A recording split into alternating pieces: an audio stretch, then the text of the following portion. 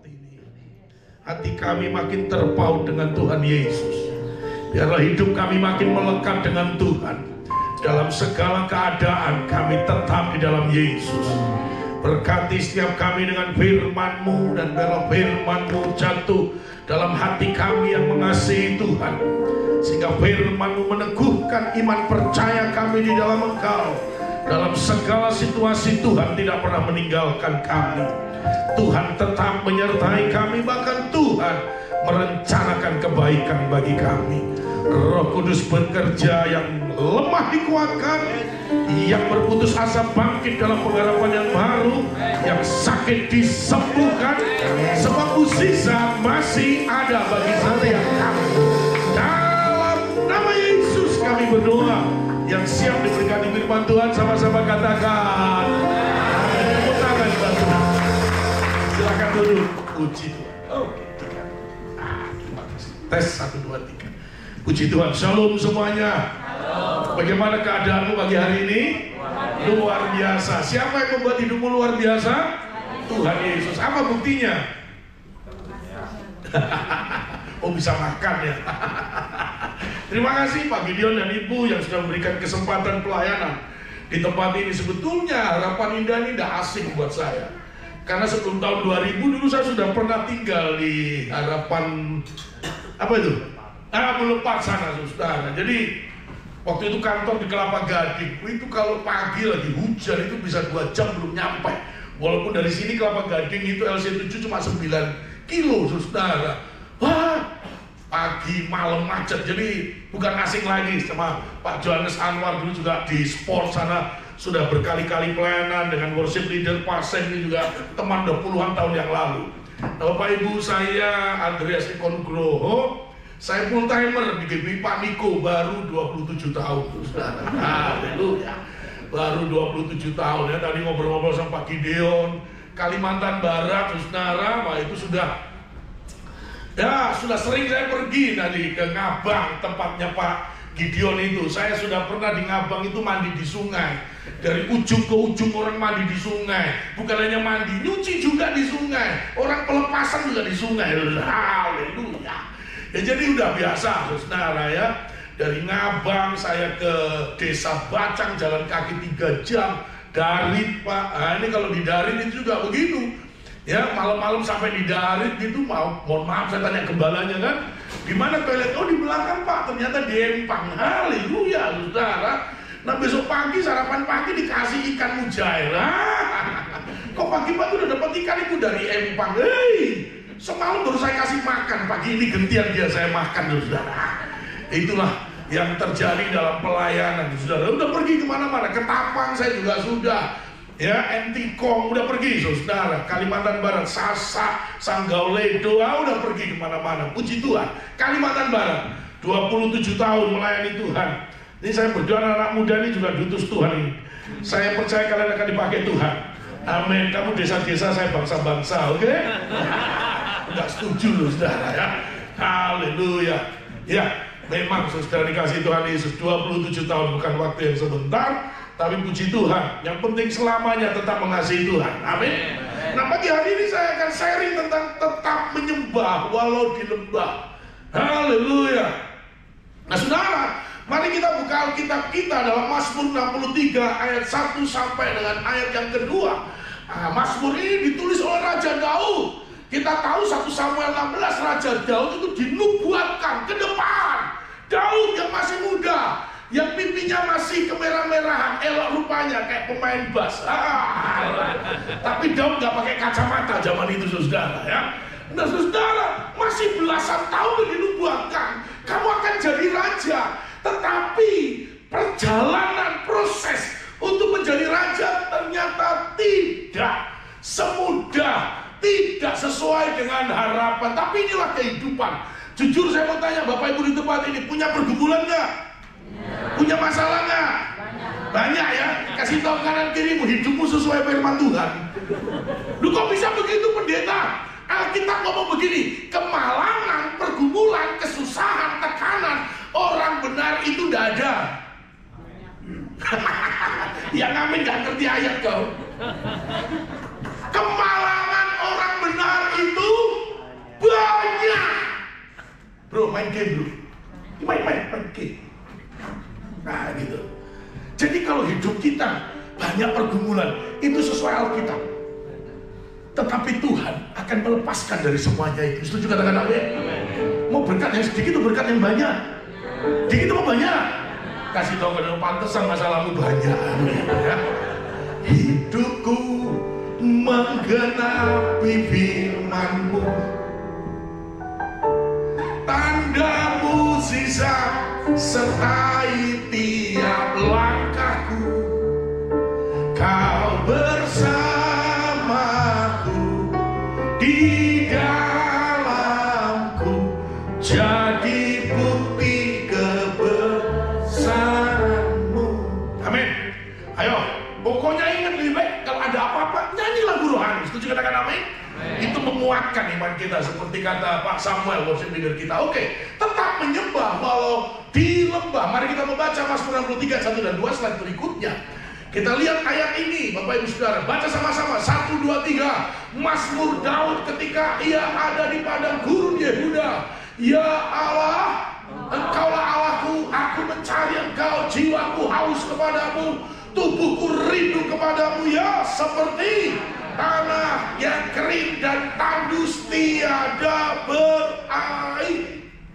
Nah, latar belakang daripada ayat ini slide berikutnya, penulis daripada ayat ini adalah Daud, Bapak Ibu Saudara. Memang kalau kita membaca Alkitab dari 1 Samuel 16, begitu Daud diurapi oleh Samuel kamu akan menjadi raja, Daud memang ada roh Tuhan dalam hidupnya. 1 Samuel 16 ayat 23, ketika Raja Saul mengalami kerasukan roh jahat, maka yang melepaskan itu adalah Daud. Dan Daud berikutnya 1 Samuel 17 mengalahkan Goliat.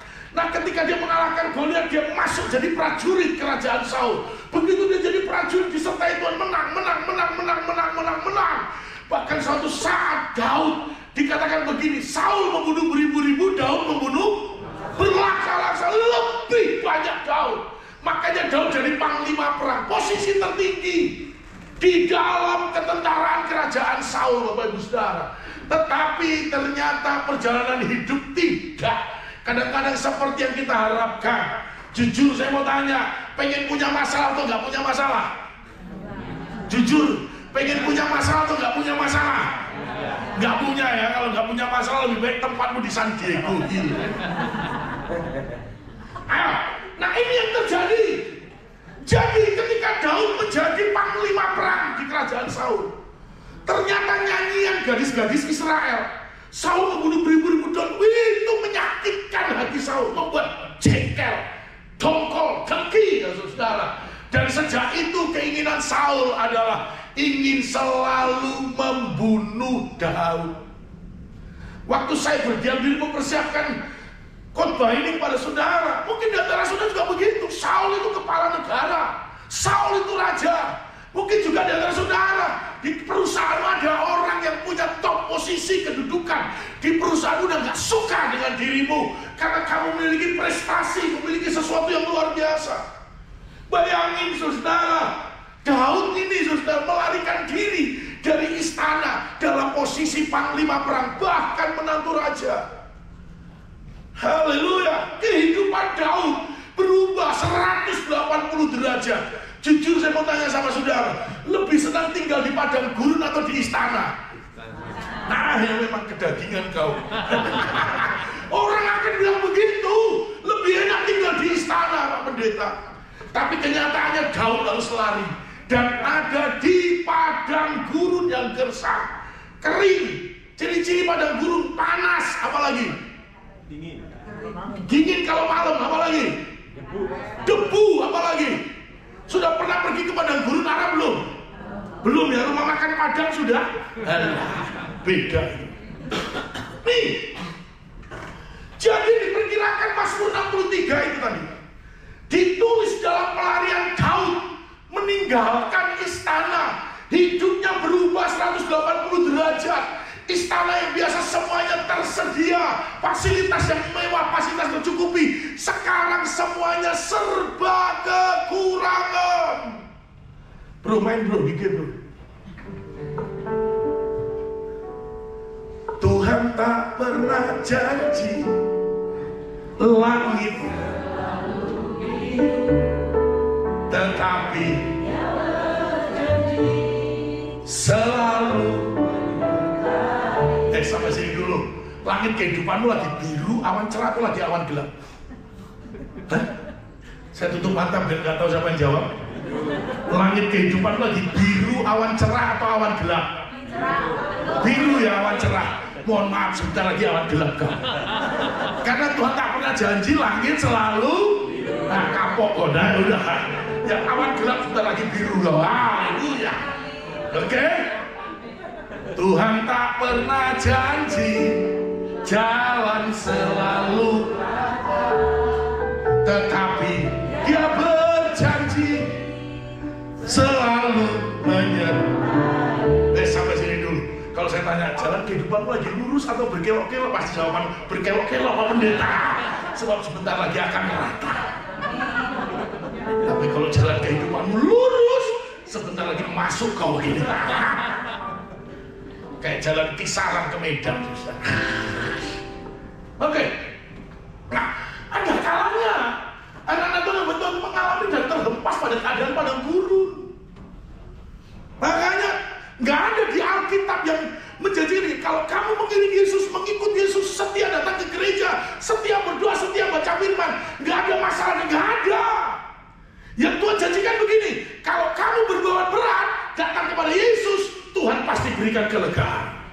Nah itulah Bapak Ibu Saudara. Kadang-kadang Tuhan membawa kita masuk ke padang gurun, kesepian, kesunyian, kesendirian, menderita dan tidak menetap mengembara serta tidak tahu apa yang harus diperbuat. Nggak tahu berapa lama. Kapan Pak Pendeta akan berakhir padang gurun ini? Kapan Pak Pendeta? Waktunya sudah cukup lama. Dengar baik-baik. Haleluya. Glory. Sesuai dengan pujian ini Bapak Ibu Saudara ya. Waktu Tuhan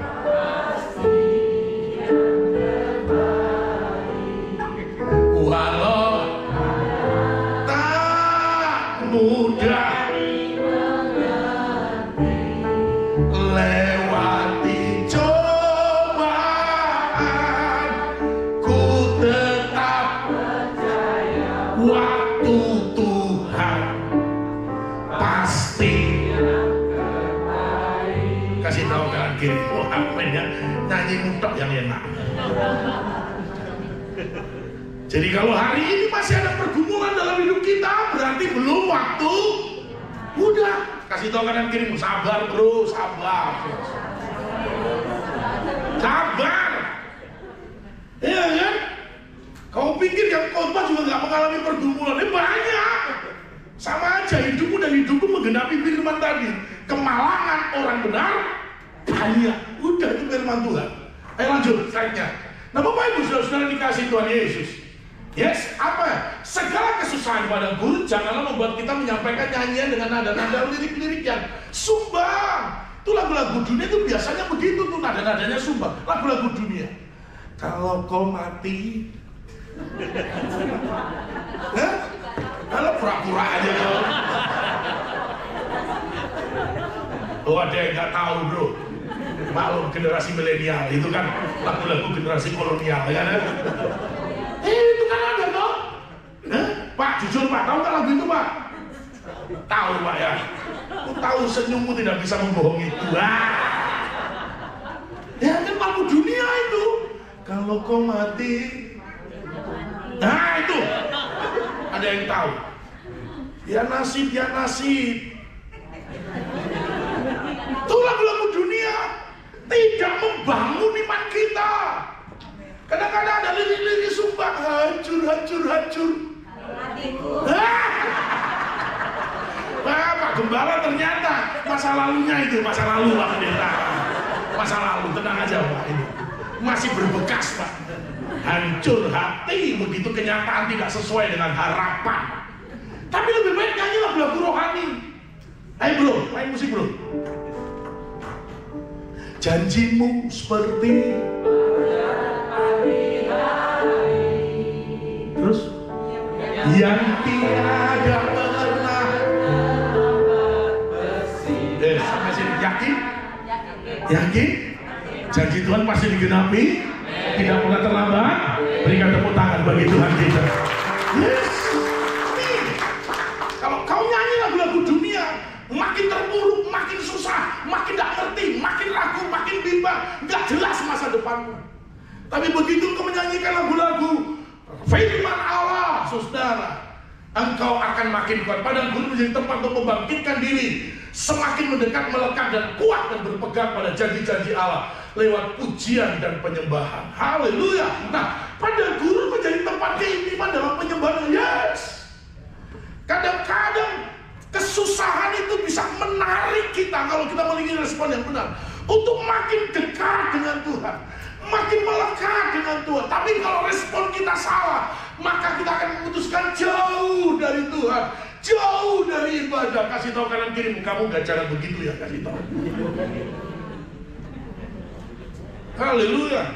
Pendeta udah mulai ke gereja, makin rajin ke gereja, masih ada masalah-masalah lagi. Itulah cara Tuhan. Haleluya. Siapa nggak kenal Sadrak, Mesak, Abednego? Daniel. Tapi Sadrak, Mesak, Abednego kayaknya cocok buat saudara. Cocoknya kenapa Pak Pendeta? Dia kan orang yang takut akan Tuhan.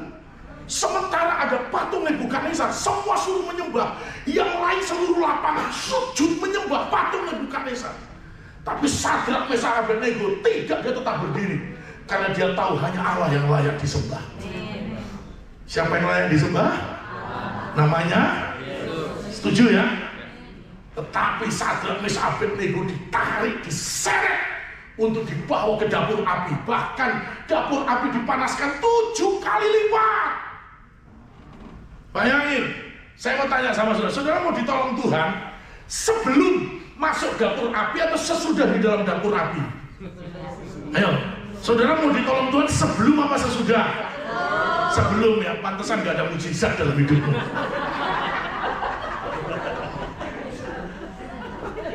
Karena ternyata mujizatnya di dalam dapur api.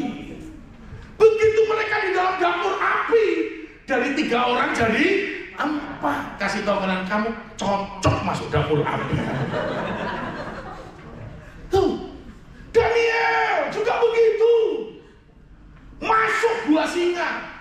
Kalau sekarang saudara, sebelum atau sesudah di tengah-tengah singa ditolong Tuhan pengennya? Ayo. Sesudah ya, karena gayamu. Gaya sesudah. Di tengah-tengah singa, udah siap nerekam mau ditolong Tuhan. Tapi itulah kenyataan apa yang di dalam Alkitab. Jadi kalau saudara dan saya masuk padang gurun, kering kerontang, panas, malam kedinginan, tidak ada tanda-tanda kehidupan, gak apa-apa. Sudah ada contoh-contoh. Setuju katakan amin? Justru makin buat kita makin dekat, makin melekat dengan Tuhan. Setuju katakan amin? Minggu depan tempat ini makin banyak jiwa-jiwa baru. Berikan tepuk tangan bagi orang kita. Lanjut, supaya kita makin apa yang bisa kita pelajari. Nah ini ternyata dari Mazmur 63 ayat 1 dan 2 saudara. Yang pertama ada di padang gurun biasa. Dalam perjalanan hidup anak Tuhan, kadang-kadang kita juga mengalami masa-masa yang menyenangkan, masa-masa seperti pengkhotbah 3 kan. Ada saatnya tertawa, ada saatnya menangis, ada saatnya tersenyum, ada saatnya terapa? Oh, cemberut. Ada saatnya kekenyangan, ada saatnya yang ini cocok buat kau. Ada saatnya kelimpahan, ada saatnya inilah perjalanan hidup. Jadi tidak ada apa akan kekenyangan. Paulus saja ngomong dalam Filipi 4, aku tahu apa itu kelimpahan, aku tahu apa itu kekurangan, aku tahu apa itu kekenyangan, aku tahu apa itu kelaparan. Tapi kalau ibadahmu di hotel pasti nggak akan kelaparan kamu. Saya cari mana hotel Haifa, nggak ada namanya Haifa. Soalnya kalau yang saya tahu, Haifa di Israel itu dekat Laut Mati. Itu produk Laut Mati. Lumpur-lumpur Laut Mati itu biasanya ditaruh di itu saudara ya, kayak pons kayak begitu, namanya Haifa. Jadi kulit saya yang gelap ini pakai Haifa, putih kinclong. Sudah pernah pergi ke Laut Mati? Sudah belum? Punya iman ke sana? Sudah pernah pergi ke Danau Galilea? Belum ya? Danau Sunter sudah? Sering. Gunung Sinai sudah pernah pergi? Belum. Gunung Sahari? Kayaknya ini pemain musik 3 baru Gunung Sahari. Belum pernah Gunung Sinai dia.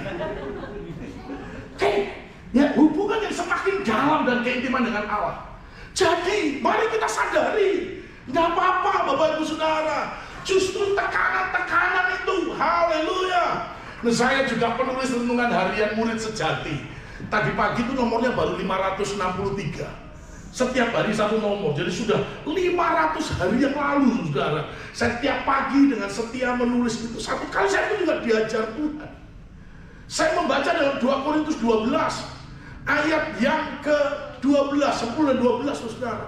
Ada satu perkataan Paulus, aku lebih senang dalam penderitaan, aku lebih senang dalam tekanan, aku lebih senang dalam kesesakan. Kasih tahu kanan kiri, nggak cocok sama saya. Nggak ada. Kenapa? Justru dalam kelemahanku, kata Paulus, aku semakin kuat di dalam Tuhan. Kenapa kok semakin kuat? Aku akan semakin mengandalkan Tuhan. Aku akan semakin berserah kepada Tuhan. Aku akan semakin kuat di dalam Tuhan. Orang yang menanti-nantikan Tuhan akan mendapatkan kekuatan baru. Setuju katakan amin? Nah ini Bapak Ibu Saudara, padang gurun tidak menjadi halangan, hambatan. Contoh dalam perjanjian baru ada Rasul Paulus. Rasul Paulus sapu tangannya orang sakit dipegang, sembuh. Coba saudara pegang sapu tangan pemain keyboard, haleluya, bersin-bersin, batuk-batuk, saudara. Beda. Tapi Rasul Paulus juga masuk penjara. Dan padang gurun penjara itu, dan di dalam penjara Paulus tidak kecewa dengan Tuhan, tidak marah dengan Tuhan, tidak protes dengan Tuhan. Aku kan rasulmu, aku banyak melayani kau, banyak memenangkan jiwa, banyak menyembuhkan. Tidak. Justru di padang gurun, di dalam penjara, Paulus menulis banyak firman Tuhan. Seperti kitab Filipi, kitab Filemon, kitab Kolose, kitab Efesus itu Paulus ada di dalam padang gurun penjara. Saya berdoa saudara, apapun yang sedang kau alami hari ini, membuat kau makin berhikmat dengan Tuhan, makin kuat di dalam Tuhan, makin yakin, dan makin melihat kemuliaan Allah. Kalau kamu berkata banyak persoalan pencobaan-pencobaanmu tidak pernah melebihi kekuatan. Kasih tahu kanan kiri, masih kuat. Nggak usah lebay loh. Yang kedua. Ini pendeta marah-marah, terserah kau. Yang kedua, engkaulah Allahku. Ya, di tengah padang gurun yang sulit, ya, di dalamnya ada pengakuan bahwa Dia adalah Allah dalam hidup kita. Menunjukkan apa? Bahwa Allah ada sebagai sebuah keyakinan di dalam hati dan melalui mulut bahwa Dia Yesus adalah Allah kita yang hidup dan berdaulat. Tahu lagu ini? Bila engkau tak besertaku, ku tak mau berjalan. Ku perlu Tuhan, pimpin langkahku dengan kasih karunia-Mu. Pak Pendeta ternyata suka menyembah di jemaatnya. Haleluya. Cocok kalau pemimpin pujanya Pak Sen gitu. Guru vokal, ini cocok saudara. Makanya kan kita lagi nyanyi soal kita dasar don naik sendiri. Ini beliau guru vokal, oke. Jadi, ayo, engkau tetap Allahku. Apapun keadaanku. Seperti pujian dikarang oleh Ibu Pendeta Christine Farah-Nimela. Ya, bertekad seperti pujian sebelum firman Tuhan. Sekali Yesus tetap Yesus selamanya. Apapun yang terjadi harus begitu. Sebab persoalan itu, jujur saya mau tanya, ada enggak teman-temanmu, sahabatmu, saudaramu yang kau kenal gara-gara pergumulan, persoalan, tekanan dan dia meninggalkan Yesus, ada enggak? Ada enggak? Dikit apa banyak? Banyak. Kasih tahu kanan kiri, jangan kau tambahin. Jadi kita harus tetap, engkau Allahku Tuhan, enggak apa-apa. Saudara, sekalipun sedang berada pada gurun, tetap mempercayai. Ku percaya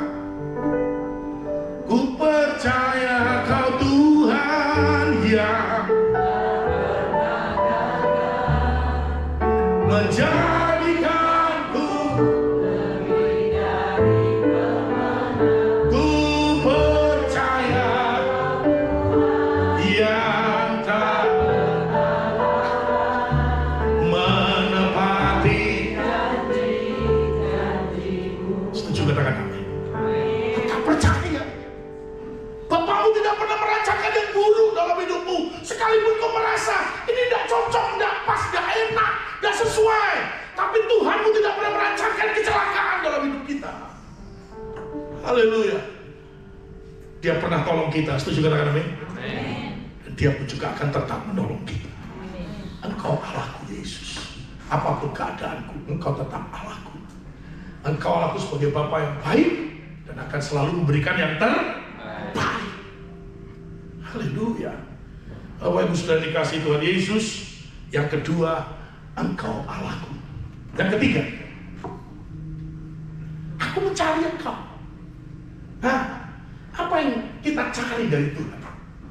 Kalau kita cari berkat-Nya, kita akan kecewa. Siapa contohnya? Ayub. Ayub itu diberkati Tuhan. Ayub 1 ayat ketiga menjadi orang yang terkaya di hadapan indah dan sekitarnya. Karena dia punya 7.000 ekor kambing domba di zaman itu, 3.000 onta, 500 pasang lembu sapi, 500 keledai. Itu orang terkaya di daerah timur, kata Alkitab ayat 1 ayat 3. Tapi setan ngomong sama Tuhan. Ayub itu beribadah kepada Tuhan, mencari Tuhan, berbakti kepada Tuhan, karena kamu berkati sih. Ayub 1 ayat 9, coba kalau Ayub itu tidak punya apa-apa, masihkah dia bertekun mencari Engkau? Makanya Bapak Ibu Saudara, Tuhan izinkan untuk Ayub diuji, dicobai oleh saya. Ayub pun kayak saudara dan saya dalam berusaha, dalam peternakan, nggak pengen ada yang merampok, tapi Tuhan izinkan lewat setan dirampok kambing. Kena api dari langit, saudara. Kalau saya membaca itu, bukan hanya itu, 10 anaknya waktu pesta meroboh rumahnya, mati sekejap. Kalau kita kan tinggal satu, ibu saya sudah dipanggil Tuhan, mertua saya dua-duanya, adik saya 1, kan kita cuma paling dipanggil satu-satu. Ayub 10-10-nya langsung.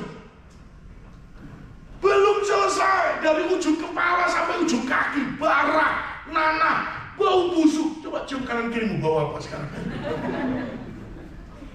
Itu Ayub. Istrinya Ayub dari Tanah Abang. Ada uang abang nggak ada uang abang. Awas kamu begitu kau. Masih bertekunkah kau dengan Allahmu?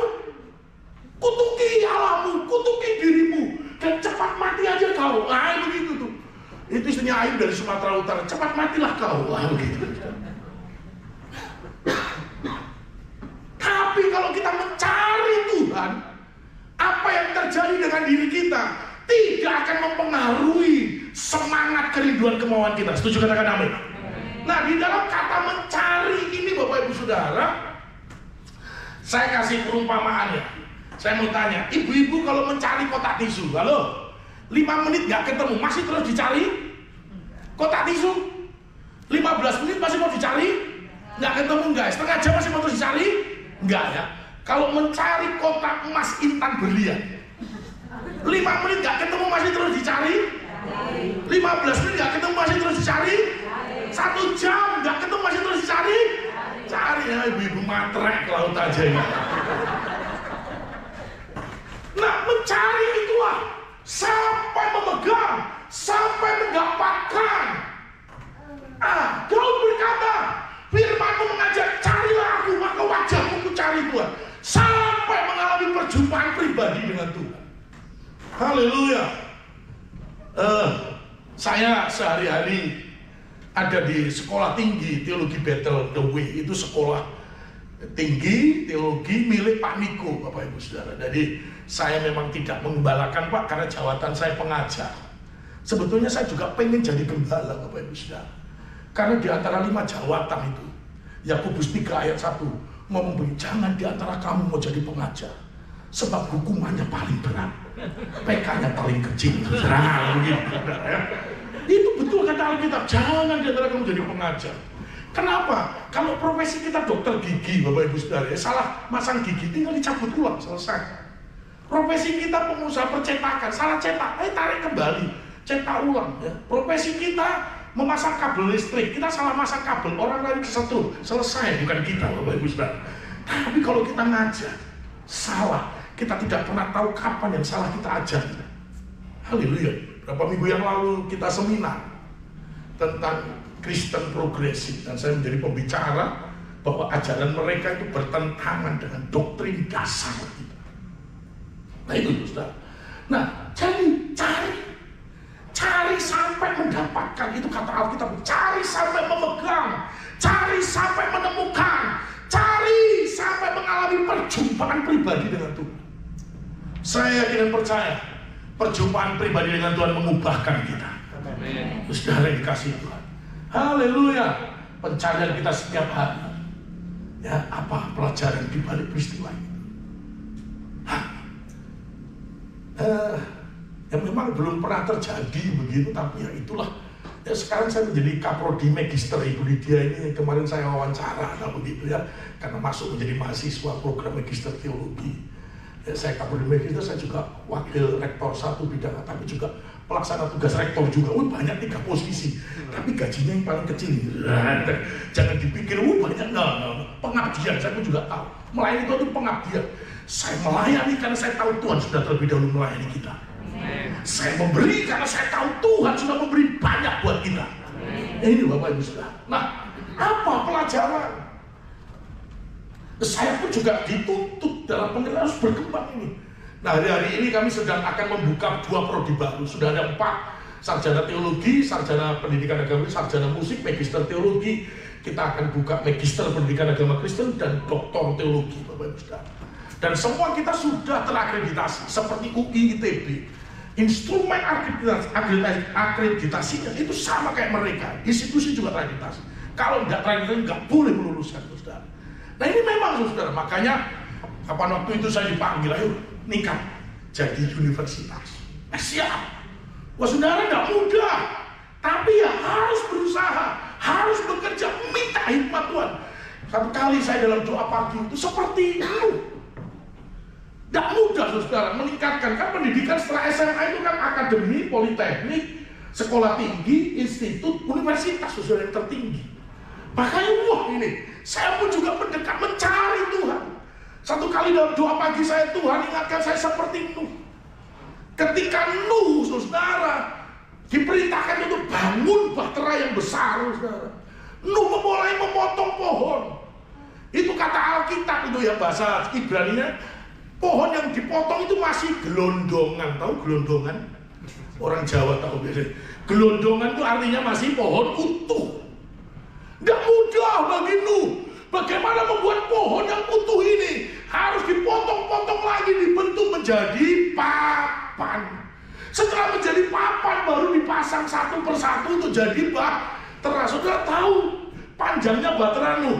Kalau Saudara naik kereta, 7 gerbong kereta itulah panjangnya bahtera Nuh. Wahai Saudara, tidak mudah. Saya pun juga tahu itu, tapi ketika kita mencari Tuhan dan kita merespon dengan benar apa yang sedang terjadi dalam hidup kita, maka kita akan menjadi orang berhikmat. Setuju katakan amin? Kenapa berhikmat? Karena kita menarik pelajaran apa Tuhan di balik peristiwa ini. Haleluya.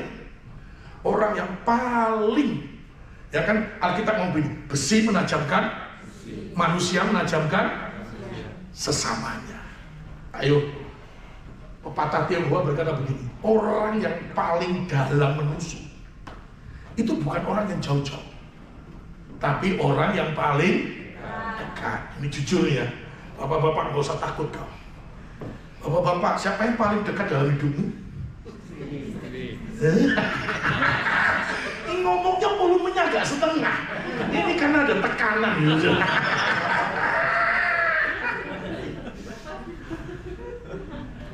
Bapak-bapak, siapa yang paling dekat dalam hidupmu?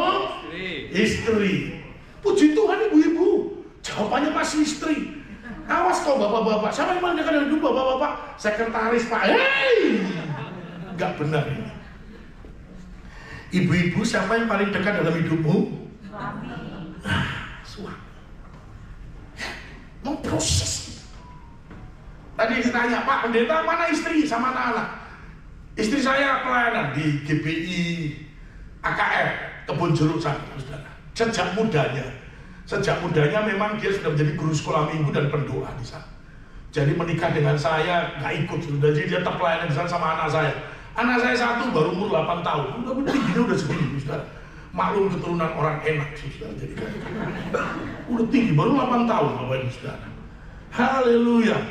Istri saya dari Korea Utara, Sumatera Utara.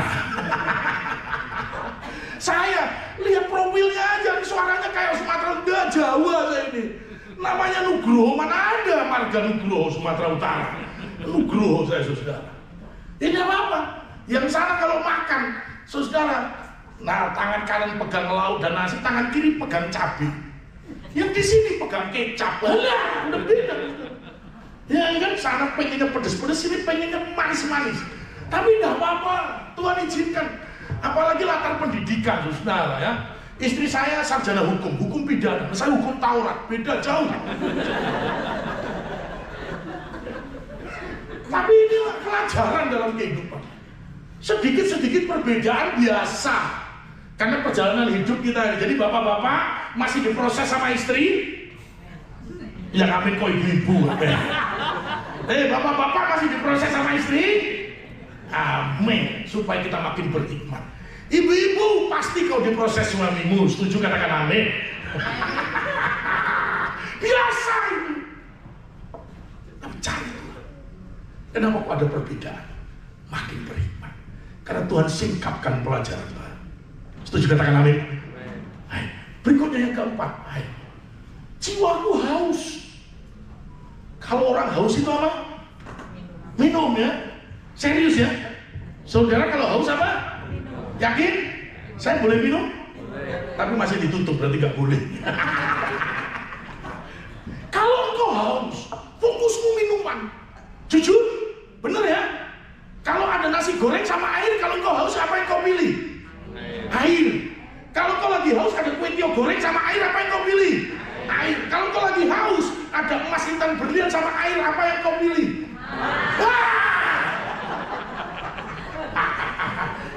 Udah menikah belum? Udah menikah belum? Udah ya? Belum. Kau nggak tahu arti seni dalam pernikahan. Ketawa. Kau udah punya pasangan aja. Emas intan berlian. Suami udah capek-capek kerja, istri kadang-kadang di luar sana. Ya nggak apa-apa, kau capek kerja, kepanasan, kehujanan, nggak apa-apa. Yang penting bawa. Nah ini nih, uang tuh. Dengar kau. Mau nggak pulang sehari 2 hari, yang penting waktu pulang bawa. Wah ini. Ibu-ibu matrek ke laut aja. Uang melulu. Iya kan? Ini bapak-bapak sabar kau. Kadang-kadang dulu waktu pacaran nggak kayak gini, Pak. Pacaran disembunyikan. Saya waktu pacaran sama istri saya nggak pernah makan petai bakar. Begitu menikah, petai bakar kesukaannya. Oh my God. Itu kan kesukaan orang Korea Utara. Mertua saya juga suka. Sudah saya menyerah dah. Kalian aja makan, saya enggak lah. Tapi itu haus. Kalau kita haus kepada Tuhan, saudara, maka kita fokus kita, perhatian kita yang kita cari adalah hadir Tuhan. Setuju, katakan amin. Nih, haus. Aku haus. Hatiku haus padamu, Yesus. Memuaskan lebih.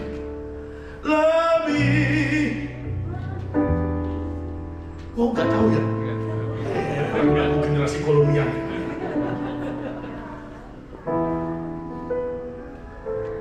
Pengarangnya Pak Robert Sutanto. Robert Lea, dulu teman-teman bertanya. Hatiku haus. Ayo, justru di tengah-tengah penderitaan, di tengah-tengah padang gurun, di tengah-tengah tekanan, di tengah kekurangan. Kehausan kita bukan kepada materi, tapi kehausan kita tetap kepada Tuhan. Setuju katakan amin? Yang terakhir, yang kelima, tubuhku rindu seperti tanah yang kering. Rindu akan Tuhan. Halo ibu-ibu dan bapak-bapak yang dulu pacaran, pernah rindu enggak sama pacarmu? Halo? Awas kau, gak pernah rindu Pak, berarti kau menikah ditangkap hansip kau. Karena setiap proses yang panjang pasti ada kerinduan.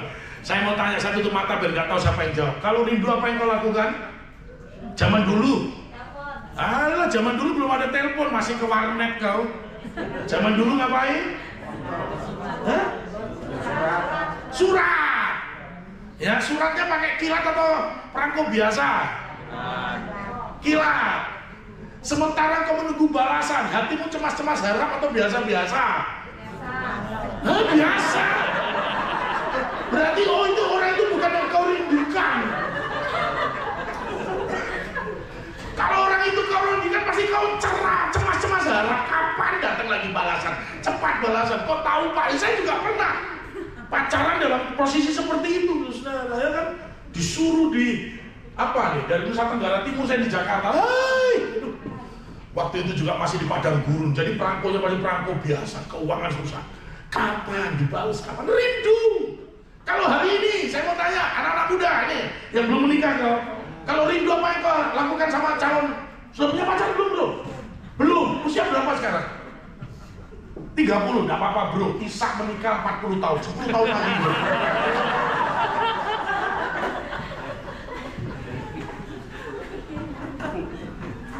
Rindu, orang yang rindu akan dicari, ditemui.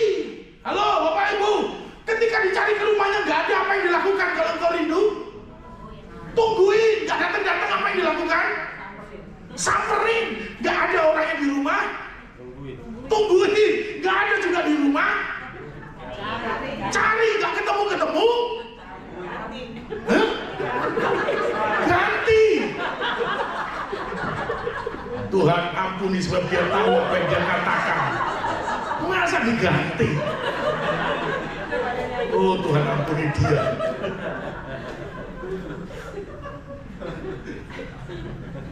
Jadi kerinduan itu memotivasi kita, mendorong kita untuk datang kepada Tuhan. Setuju katakan amin? Tapi kalau sudah nggak ada kerinduan, suruh melayani juga males, suruh datang ke gereja males, suruh males, saudara. Ini biarkan hari ini kerinduan kita makin on fire dengan Tuhan. Berikan tepuk tangan buat Allah kita. Terakhir, haleluya. Walaupun di tengah padang gurun kehidupan, tetaplah mempercayai Tuhan. Setuju katakan amin? Tetaplah mencari Allah.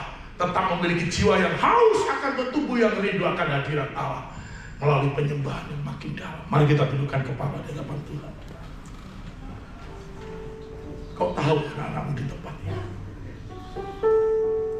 Kadang-kadang Tuhan izinkan kami masuk dalam area-area padang gurun, kondisi yang tidak pernah kita harapkan dan kita inginkan. Tapi jangan menyerah, jangan putus asa, jangan kecewa. Seperti Daud, sekalipun dia sudah dibuatkan menjadi raja, tapi prosesnya dia harus melewati padang gurun yang gersang. Hari ini Tuhan memberikan tema tahun ini, bangkit jadi terang. Sekalipun engkau ada dalam masa-masa yang sulit, harus tetap bangkit. Terima kasih Yesus. Ku menyembah dalam kudus hadirat-Mu, hampiri tata kasih karunia-Mu Bapa.